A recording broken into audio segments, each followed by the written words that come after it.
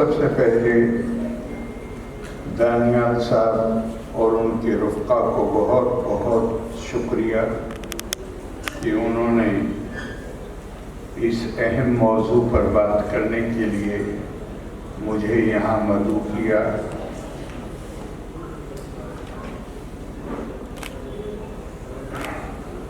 قرآن حکیم کے علاوہ سیرت پر پوری دنیا میں صرف مسلم نہیں بلکہ ہمارے دوسرے بھائیوں نے بھی اتنی کتابیں لکھی ہیں کہ آپ کی شیلف بھر جائیں۔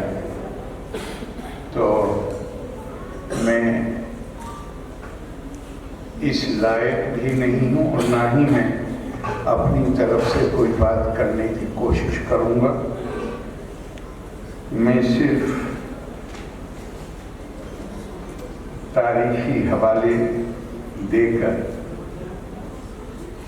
جو بات کہنا چاہتا ہوں وہ کہوں گا۔ اس سے پہلے سیرت کا مطلب ہے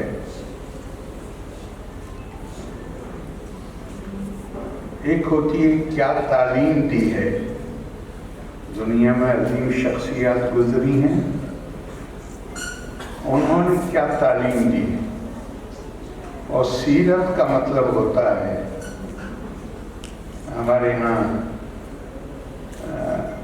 سوامی رنگناتھ نند نے یہ بات کہی ہے، انہوں نے کہا ہے کہ ایک وچار ہوتا ہے، آپ کے ایک تھاٹ، کوئی بات آپ کے ذہن میں، دوسرا آچار ہوتا ہے، یعنی وہ اصول یا آدرش جسے آپ بہتر مانتے ہیں، وہ جب آپ کی زندگی میں عملی صورت میں اتر آتا ہے تو پھر خود بخود آپ کا جو وچار ہے، آپ کی جو تعلیم ہے،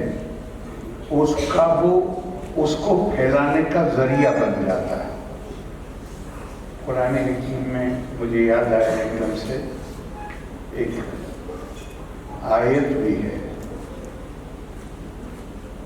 یا ایھا الذین آمنوا لما تقولون جی ما لا تفعلون ما لا تفعلون کبر مقتا عند اللہ ما ذرا بتائیے، کبر مقتا عند اللہ ان تقولون ما لا تفعلون، کبھی وہ بات مت کہو جو تم خود نہیں کرتے، اور اللہ کے نزدیک یہ سنگین بات ہے کبر مقتا کہ تم دوسرے لوگوں کو وہ باتیں کہو جو خود تمہاری زندگی میں تم ان پر عمل پیرا نہیں ہو۔ اس کو سنگین بات بتائی گئی۔ سیرت پر بات کرنے سے پہلے جو لوگ حضور صلی اللہ علیہ وسلم کے، میں بہت بڑے ناموں کی بات نہیں کر رہا ہوں، لیکن جو حضور صلی اللہ علیہ وسلم سے تعلیم حاصل کرتے تھے، عقیدت رکھتے تھے، اور یہ ایسے نام ہیں جو بہت یہ وہ لوگ ہیں جن کا کہیں نام نہیں ہے تاریخ میں، میں ان کی مثال دے رہا ہوں۔ ایسے ہی ایک صاحب جو حضور صلی اللہ علیہ وسلم کی تعلیمات سے متاثر تھے،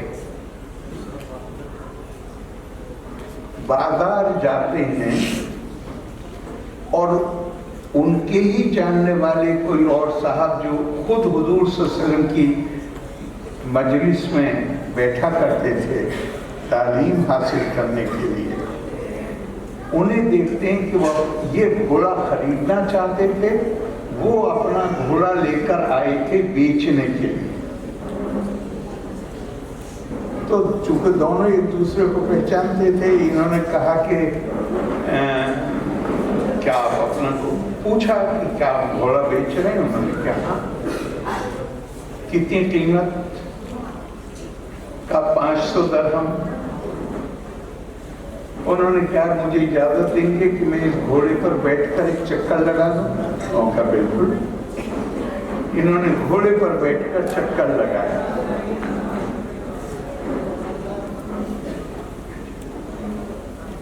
और वापस आए तो उनसे कहा जिनका घोड़ा था कि ये घोड़ा 500 दरहम का नहीं है, मुझे तजर्बा है घोड़ों का और मैंने औरों से भी पूछा, ये घोड़ा तो ज्यादा कीमती है,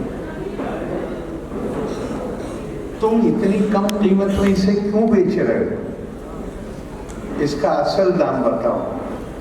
उन्होंने कहा भाई मेरी कुछ मजबूरी है, घोड़ा तो वाकई मेरा इससे लगभग दुगनी कीमत का है, पर मेरी कुछ मजबूरी है जिसकी वजह से मुझे रकम की ज़रूरत है और मैं इसे बेच रहा हूँ।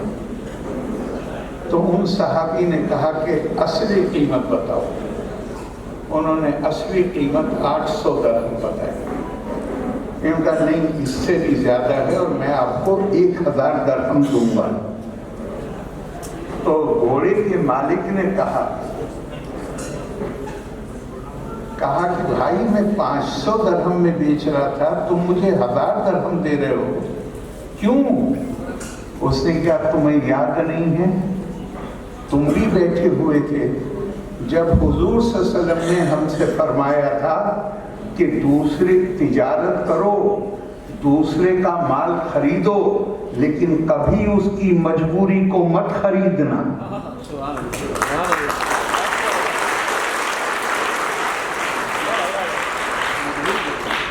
कभी किसी की मजबूरी को मत खरीदना।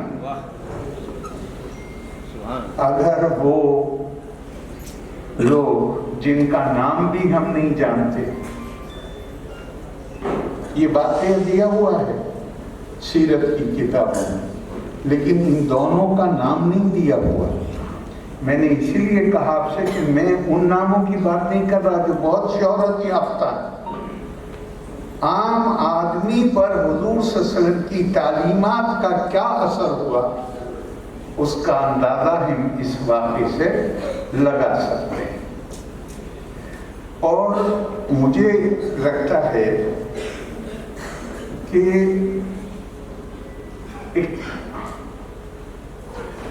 हुजूर सल्लल्लाहु अलैहि वसल्लम की, मैंने पहले ही आपको कहा कि शेल्फ भर जाएंगी बहुत सारी, अगर सीरत पे लिखी गई सब किताबों को आप एक जगह जमा करें। लेकिन मुझे हुजूर सल्लल्लाहु अलैहि वसल्लम की सीरत को जानने का सबसे बेहतरीन जरिया वो लगता है जिसकी के बारे में उम्मुल मोमिनीन ने, यानी हजरत आयशा ने खुद कहा। उनसे हुजूर सल्लल्लाहु अलैहि वसल्लम के विसाल के बाद उनसे किसी ने पूछा कि हुजूर सल्लल्लाहु अलैहि वसल्लम के रोजमर्रा की जिंदगी, उनकी सीरत का, जैसे मैंने पहले कहा, सीरत का मतलब ही है कि आपका जाती जो हमारे रोजमर्रा के काम करने के तरीके हैं, हम किस तरह लोगों से पेश आते हैं। तो किसी ने उनसे पूछा कि क्या था हुजूर सल्लल्लाहु अलैहि वसल्लम, तो उन्होंने क्या खूबसूरत जवाब दिया। उन्होंने कहा अलस्ता तक़रउल कुरान, किताबें बहुत हैं, इब्ने इसाक से शुरुआत होती है और कैदी नाम स्टोन की ने तो जो सीरत की किताब लिखी आपने देखी हो, शाहकार है। एक ऐसी क्रिश्चियन खातून जो नन थी और उसने चर्च भी छोड़ दिया। उसने कहा मेरा खुदा पर से एतकाद ही खत्म हो गया। बहुत साल वो नन रही है और उसकी वो क्या मेडिकल टर्म होगा डॉक्टर, उसके हाथ हिलते हैं, वो कंप्यूटर भी यूज नहीं कर पाता। क्या उससे शाहकार किताब लिखी, उसने लिखा मैं अकीदतमंद नहीं हूँ, मैं तो حضرت عیسیٰ علیہ السلام کہ میں کسی کو مانتی، میں خدا کو بھی نہیں مانتی. اور پھر وہ یہ کہتی ہے کہ جب آپ ان کی حضور صلی اللہ علیہ وسلم کی زندگی کا مطالعہ کریے تو یہ دھیان میں رکھ کے کریے کہ وہ کہاں پیدا ہوئے، کن حالات میں پیدا ہوئے. وہ معاشرہ وہ تھا جہاں پہ بیٹی کے پیدا ہونے کو بھی ذلت کا سبب سمجھا جاتا تھا اور زندہ بیٹی کو زمین میں گاڑ دیا جاتا تھا. اور تھوڑا اگر تفصیل سے جائیں گے پڑھیں گے تو مطلب ایسا دل جیسے ٹکڑے ٹکڑے ہو جائے، ایسے قصے آپ کو پڑھنے کو ملتے ہیں. آپ اپنے ہاتھوں سے قبر کھود کے زندہ بیٹی کو ڈال رہا ہے، اور قبر کھودنے میں جو اس کے چہرے پر مٹی پڑ گئی تھی وہ بیٹی اپنے ہاتھ سے باپ کے منہ کی مٹی کو صاف کر رہی. تو وہ کہتی ہے کیرین آرمسٹرانگ کہ یہ دھیان کر کے وہ 20ویں صدی میں نہیں پیدا ہوئے، وہ کسی مہذب معاشرے میں پیدا نہیں ہوئے تھے. وہ تو اس معاشرے میں پیدا ہوئے تھے، اس سوسائٹی میں جہاں سے بیٹیوں کو دفن نہیں کیا جاتا تھا، جہاں قبائلی عصبیتیں، ٹرائبل وارفیئر 2-4 سال نہیں 35-40 سال چلتے تھے جب تک کہ دونوں قبیلے لگ بھگ ختم نہ ہو جائے. ایک قبیلے کا ذکر ہے، بہت ساری کتابوں میں ذکر ہے، بڑے قبیلے تھے، آخر میں 35 سال کے بعد ایک قبیلے میں 7 آدمی بچے تھے اور ایک میں 9 آدمی بچے. ایک خونخوار معاشرہ، غیر مہذب معاشرہ. مولانا شبلی نعمانی نے بھی لکھا ہے چونکہ یہ لوگ تاجر تھے، سردیوں میں سیریا کی طرف کاروان لے جاتے تھے تجارت کے، اور گرمیوں میں یمن کی طرف لے جاتے تھے. تو 18 اشخاص، 18 ویکتی جن میں 3 خواتین تھیں، مہیلائیں تھیں، پورے مکے میں 18 لوگ تھے جو شب اکشر کو، حرف کو پہچانتے تھے. وہ بھی کیوں کہ وہ تاجر لوگ تھے. مدینے میں جہاں پر یہودیوں کی بڑی آبادی تھی، اگر ان کو نکال دیجئے تو لکھا گیا ہے کہ کل 11 آدمی تھے جو حرف کو پہچانتے تھے. اب یہ چیز کو دماغ میں رکھنا چاہیے کہ اس خوخار اور غیر مہذب معاشرے کو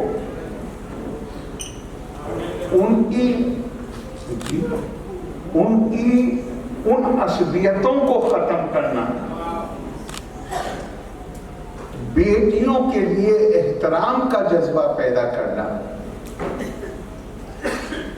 ایک موقع پہ فرماتے ہیں جس کے 2 بیٹیاں ہیں، بیٹی کے لیے نہیں کہا، جس کے 2 یا شاید 2 بیٹیاں ہیں اور اس نے ان کو تعلیم دی ہے، اور بہت دلچسپ بات، اکیلے تعلیم نہیں کہا ہے کہ ان کو کچھ حرفت سے کچھ اسکل ان کی ڈیولپ کرائی. اب اس میں ذرا حکمت دیکھیے، بیٹی ہے اسے علم تعلیم بھی دی اور ساتھ میں اسے کوئی ہنر، کوئی کاریگری سکھائی، کپڑا سیکھنا ہو، کشیدہ کاری کا کچھ بھی ہو. جس نے یہ 2 کام کیے اور کسی چیز کے لیے نہیں کہا ہے اس میں، جس نے صرف اپنی 2 بیٹیوں کو اچھی طرح پالا پوسا، تعلیم دی اور انہیں کچھ ہنر سکھایا، اس کے اور دوزخ کے بیچ میں میں کھڑا ہوں.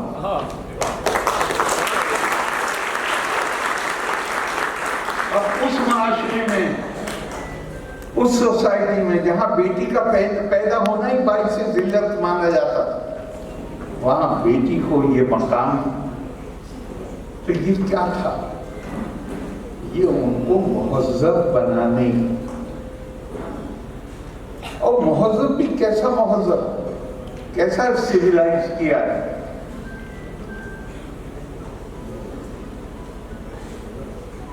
آٹھویں اسلامی صدی یعنی نہیں، آٹھویں عیسوی صدی اور حضور صلی اللہ علیہ وسلم کے بعد ان عربوں میں جہاں مکے میں صرف 18 آدمی حروف پہچانتے تھے، ان کے اندر ایسی علم کی بھوک پیدا کر دی۔ کہا تفکر ساعت خیر من عبادت 70 سنۃ، ایک منٹ، ایک گھنٹہ یا ایک دن علم حاصل کرنے کی کوشش کرنا 70 سال کی عبادت سے افضل ہے۔ اطلب العلم لو کان بالصین، علم حاصل کرنے کے لیے چین بھی جانا پڑے تو وہاں جاؤ۔ اب ایک بات تو صاف ہے کہ چین میں دینی تعلیم کے مدرسے تو عرب میں بھی نہیں تھے اس وقت، تو حضور صلی اللہ علیہ وسلم چین بھیج رہے تھے، کاہے کے لیے؟ علم حاصل کرنے۔ ہم نے ایسا ظلم کیا ہے کہ یہ دنیاوی علوم ہیں، یہ دینی علوم ہیں۔ پڑھیے سورہ بقرہ، اللہ نے فیصلہ کیا کہ میں اپنا خلیفہ انسان کو بنانے، انسان مسلمان کو نہیں کہا ہے۔ سورہ بقرہ، کسی کے پاس قرآن حکیم ہو یہاں پہ، فون میں آج کل ہوتا ہے، نکال کے رکھ لیجئے تاکہ اگر میں کہیں غلطی کروں تو فوراً مجھے پوائنٹ آؤٹ کر دیجیے۔ یہ نہیں کہا کہ میں مسلمان کو اپنا خلیفہ بنانے جا رہا ہوں، کیا کہا؟ انسان کو اپنا خلیفہ بنانے جا رہا ہوں۔ فرشتوں نے کہا یا اللہ، آپ ایسے کو بنانے جا رہے ہیں جو دنیا میں خون بہائے گا، یسفک الدماء، فساد پھیلائے گا، جھگڑا کرے گا۔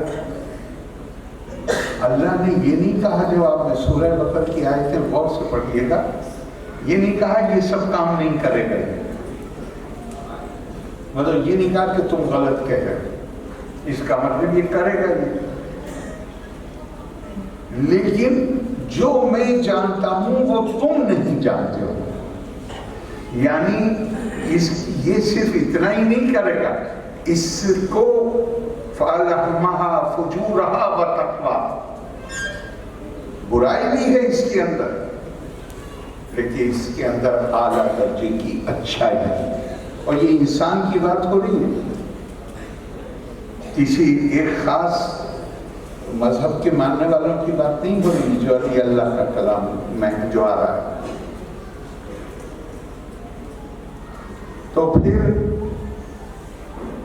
فرشتوں نے تو ایک طرح سے دیکھیے تو اعتراض کیا، اور اللہ نے کہا جو میں جانتا ہوں وہ تم نہیں جانتے۔ اور اس کے بعد آدم کی تخلیق کی، ہم عام طور سے کہتے ہیں کہ مٹی سے تخلیق کی، جو بھی عناصر ہیں عناصر خمسہ کہلاتے ہیں۔ لیکن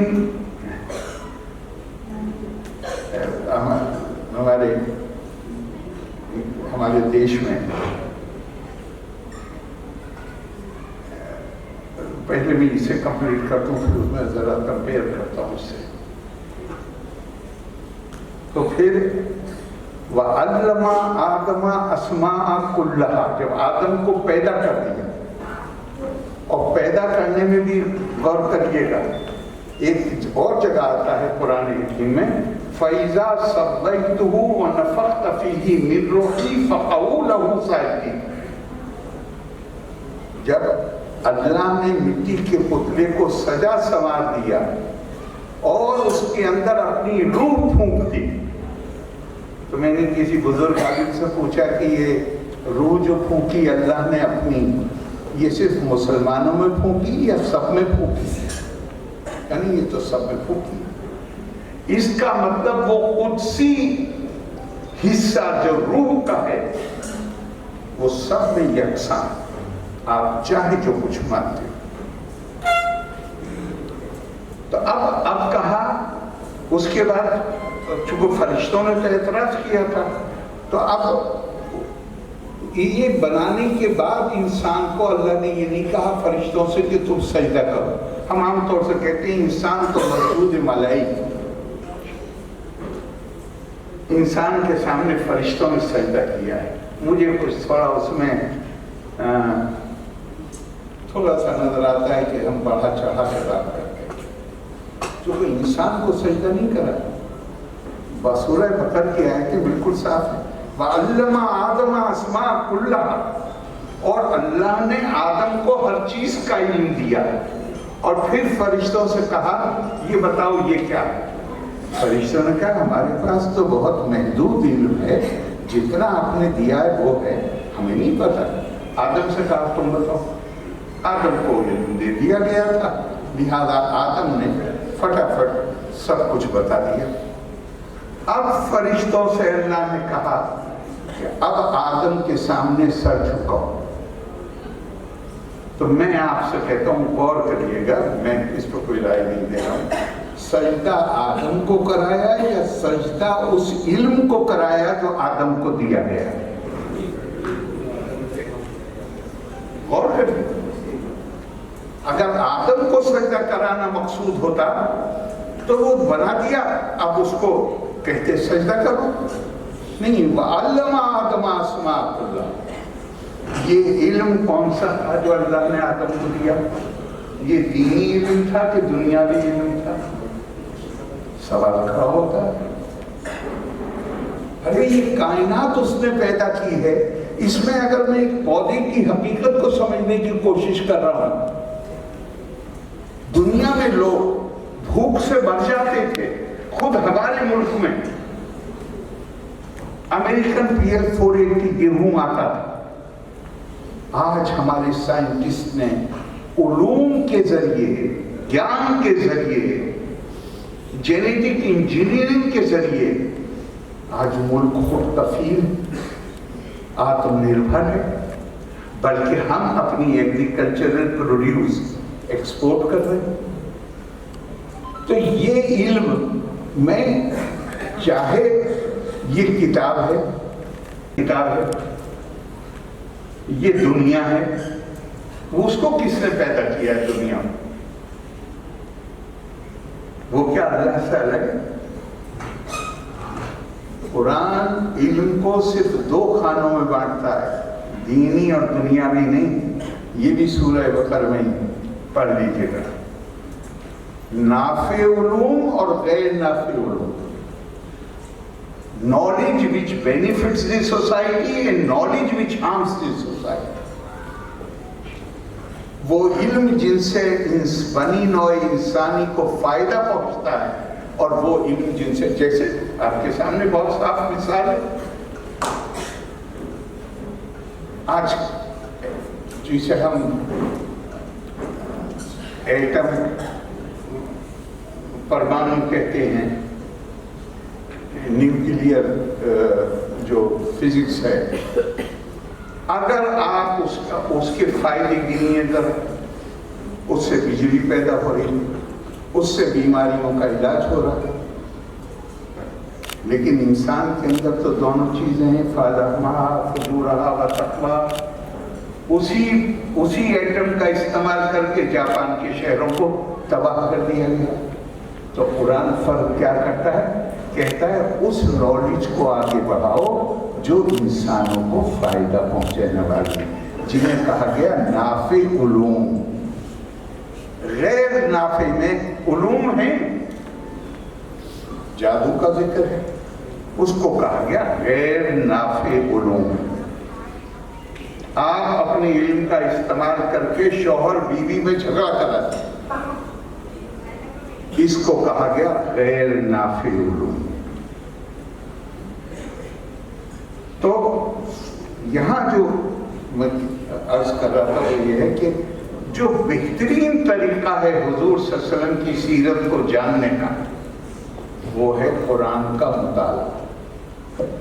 لیکن ہماری بدقسمتی ہمیں تو بتا دیا گیا کہ ترجمے سے بھی پڑھو گے تو بھی گمراہ ہو جاؤ۔ قرآن دوسری بات کہتا ہے، قرآن کہتا ہے وَلَقَدْ يَسَّرْنَا الْقُرْآنَ، ہم نے کتاب کو آسان بنا دیا، لیکن جو اس سے نصیحت حاصل کرے وہ، میں کسی کے تنقید میرے مقصد نہیں، لیکن میں جب علی گڑھ گیا ہوں تب تک وہاں پہ بھی یہی ہوتا تھا، نہیں ترجمے سے نہیں پڑھنا ہے۔ پھر جب میں نے خود ترجمے سے پڑھا میری دلچسپی ہوئی اور کچھ عربی زبان کی بھی پڑھنے کی کوشش کی تو مجھے یہ لگا کہ جو بات کہی جاتی تھی وہ غلط نہیں۔ یہ کتاب اللہ کی کتاب ہے، اگر اس کو ہم پڑھیں گے اور سمجھیں گے تو ہے اللہ کا دین، اور اس کو صرف بغیر سمجھے پڑھیں گے اور سمجھنے کے لیے غیر اللہ کی کتابیں پڑھیں گے تو ہم اس دین سے ہٹ کے اللہ کے دین کی طرف آ جائیں۔ اس حد تک میں نے مانا کہ وہ صحیح کہتے تھے کہ اس کا ترجمہ صحیح۔ قرآن کہتا ہے افلا یتدبرون القرآن ام علی قلوب اقفالها، تم کبھی قرآن میں غور و خوض کرتے ہو یا تم نے اپنے دلوں پہ تالے لگا رکھے؟ تو جو کوئی ہمیں ترجمہ پڑھنے سے منع کرے قرآن کی زبان میں، وہ کیا کام کر رہا ہے؟ ہم سے کہہ رہا ہے کہ اپنی سمجھ پہ دھیان رکھیے گا۔ ہمارے یہاں بھی ہندوستان میں، لیکن عربی میں خاص طور سے علم کا مرکز صدر، مطلب کہ یہاں سے پروسیس ہوتا ہے، جیسے کمپیوٹر کا ایک پروسیسر ہوتا ہے، لیکن اس کا علم کا مرکز گیان کا دین دل کو بتایا گیا ہے۔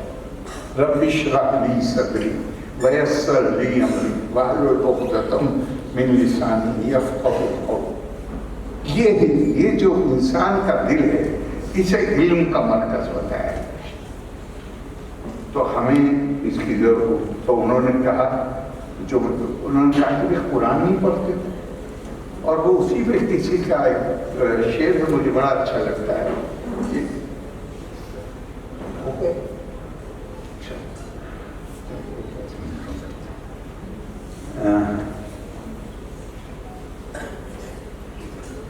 دیکھیے دھیان رکھیے گا، کامیابی اور ناکامیابی کے طریقے کبھی بدلتے نہیں۔ وَلَن تَجِدَ لِسُنَّتِ اللَّهِ تَبْدِيلًا،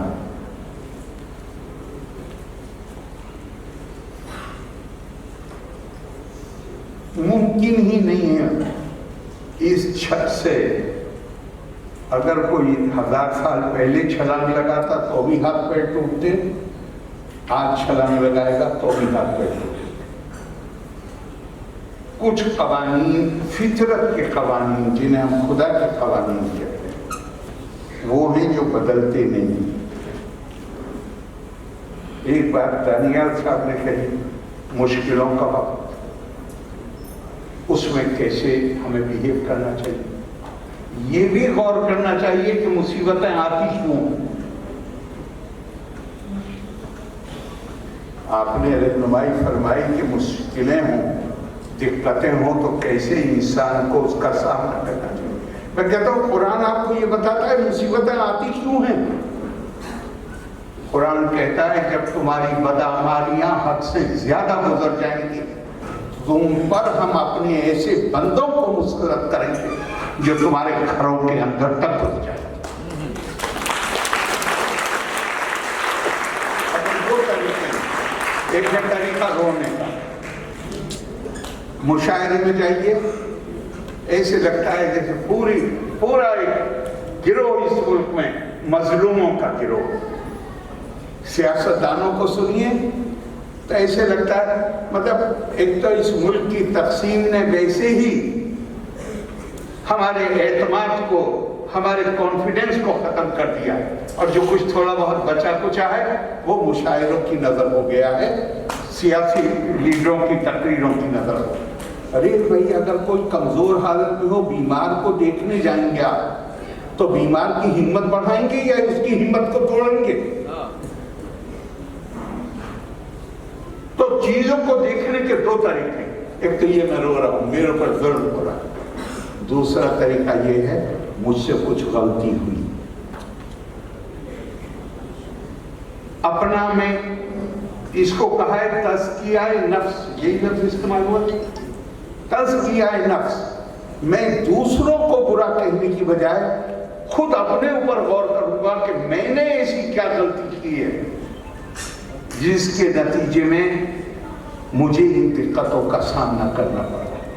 جب میں اس طرح دیکھوں گا تو میرا ایٹیچیوڈ پازیٹیو ہوگا. پازیٹیو کا مطلب کیا؟ میں اپنے آپ کو سدھاروں گا. ہو سکتا ہے دوسرے کے دل میں غلط فہمی ہو، میں اس کی غلط فہمی کو دور کروں.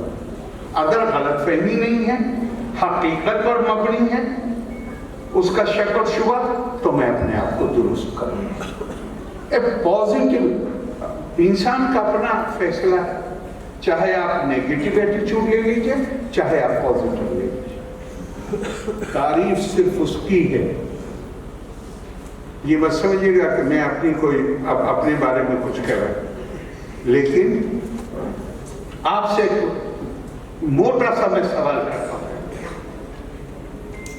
میں اسمبلی جس کانسٹیٹوئنسی میں پیدا ہوا ہوں، میں وہاں سے 25 سال اور چند مہینے کی عمر تھی، میں اسمبلی میں پہنچ گیا تھا، منسٹر پہلے بنا.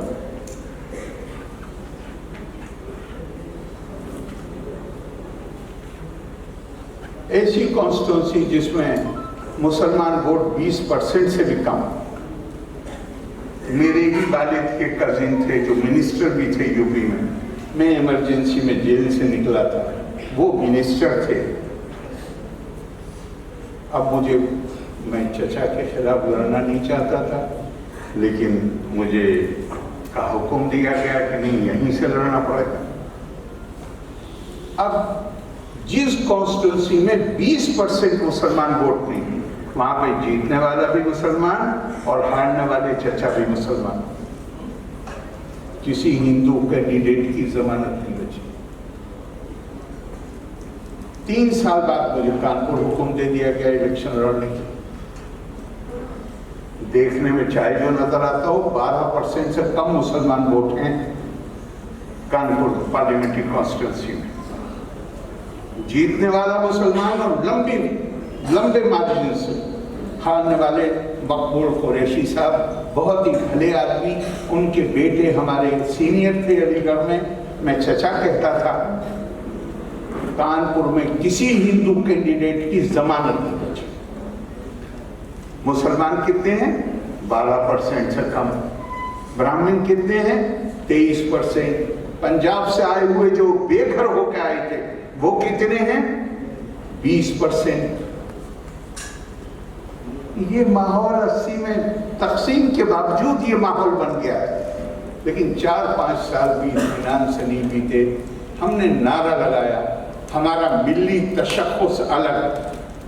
47 سے پہلے کہا ہم الگ قوم ہیں، اور 86 میں کہا، 85-86 میں سپریم کورٹ کے کیس کو لے کے کہا کہ ہماری ملت کی پہچان الگ. میں آپ سے سوال کرتا ہوں، آج رو رہے ہیں سب، ہم پارلیمنٹ میں نہیں ہیں، ہم اسمبلی میں نہیں ہیں.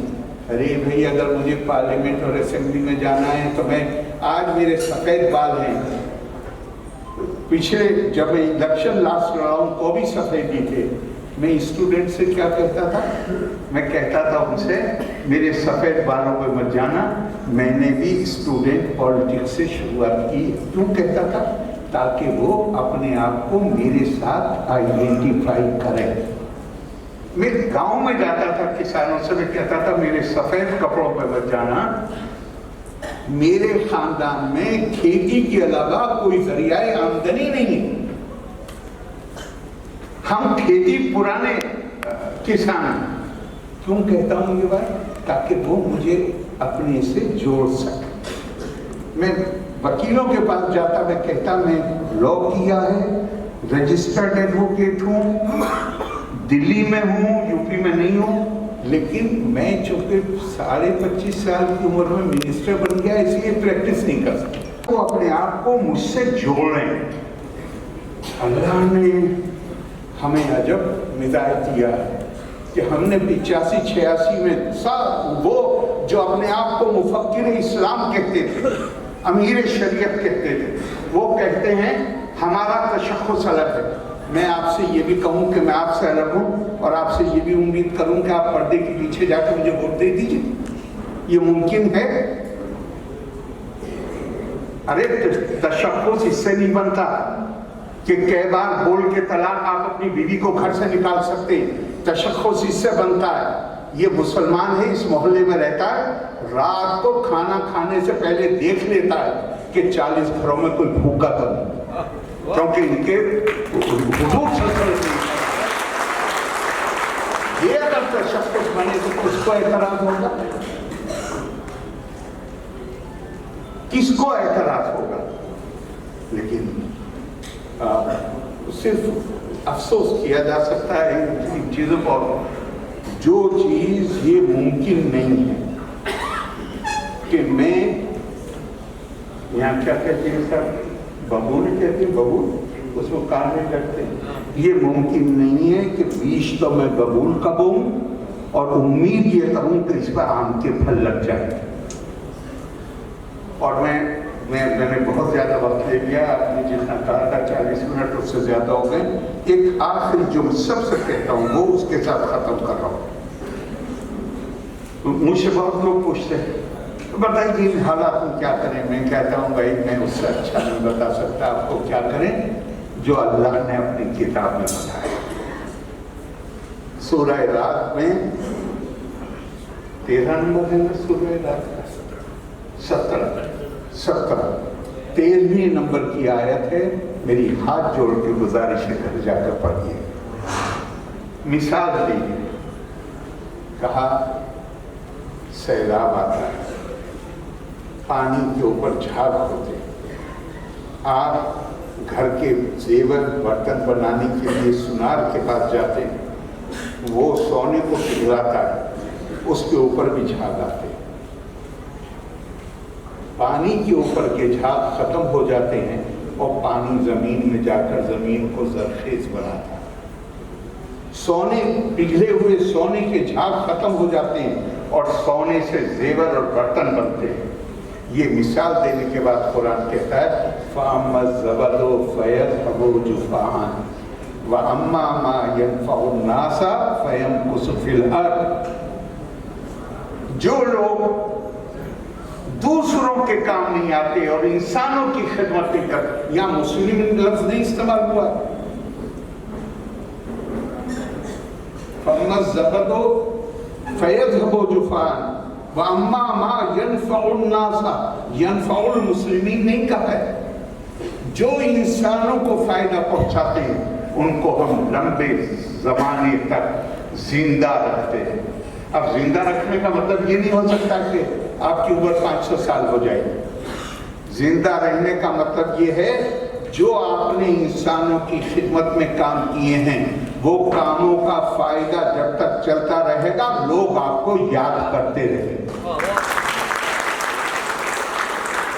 اور حضرت خدیجہ کے بھتیجے حضرت حکیم بن حزام،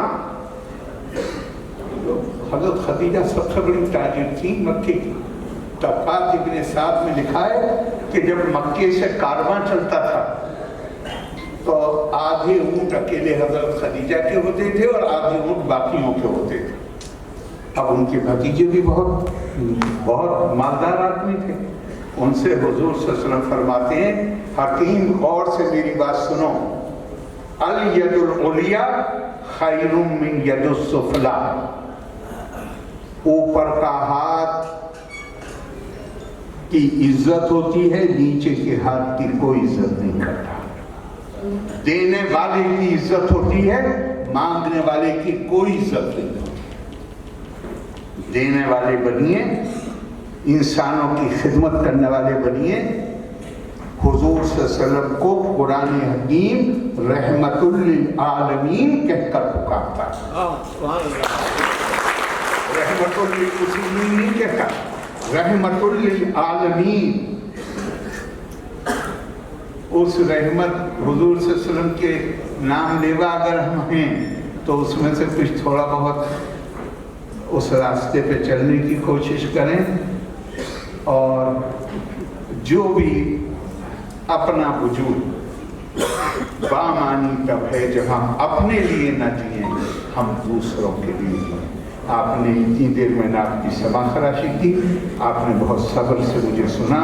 मैं आपको बहुत बहुत शुक्रिया अदा करता हूँ, दिल की गहराइयों से शुक्रिया अदा करता हूँ। लोका समस्ता सुखिनो भवन्तु। बहुत बहुत शुक्रिया। जय हिंद।